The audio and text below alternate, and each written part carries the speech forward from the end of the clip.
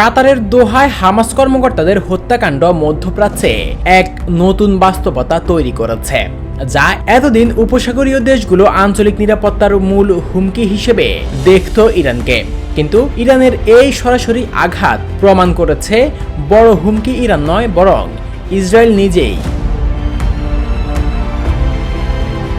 Israel সব সময় দাবি করছে আগাম হামলায় তার নিরাপত্তা নিশ্চিত করে, কিন্তু দোহায় ক্ষেপণাস্ত্র হামলা হয়েছে যুক্তরাষ্ট্রের সামরিক ঘাঁটির কাছাকাছি এলাকায়।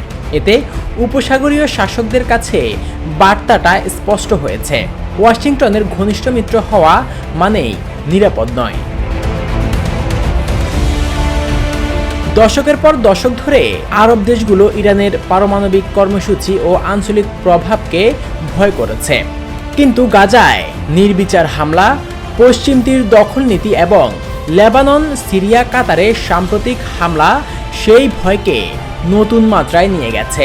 এখন ইসরায়েলের আগ্রাসনই হয়ে উঠেছে সবচেয়ে অনিশ্চিত ও বিপজ্জনক হুমকি। যুক্তরাষ্ট্রের নিষ্ক্রিয়তা এই সংখ্যাকে আরও বাড়িয়েছে। ট্রাম্প থেকে বাইডেন কেউই ইসরায়েলের কর্মকাণ্ড নিয়ন্ত্রণ করেননি, ফলে উপসাগরীয় দেশগুলো ক্রমেই ভাবছে বিকল্প কৌশলের কথা। চীন তুরস্কের সঙ্গে সহযোগিতা বাড়ানো থেকে শুরু করে ইসরায়েলের সঙ্গে সম্পর্ক স্বাভাবিকরণ, পুনর্বিবেচনা সবকিছুই এখন আলোচনায়। এই হামলা আসলে একটি টার্নিং পয়েন্ট। আরব রাষ্ট্রগুলো বুঝে গেছে পুরনো নিরাপত্তা কাঠামো ভেঙে পড়েছে।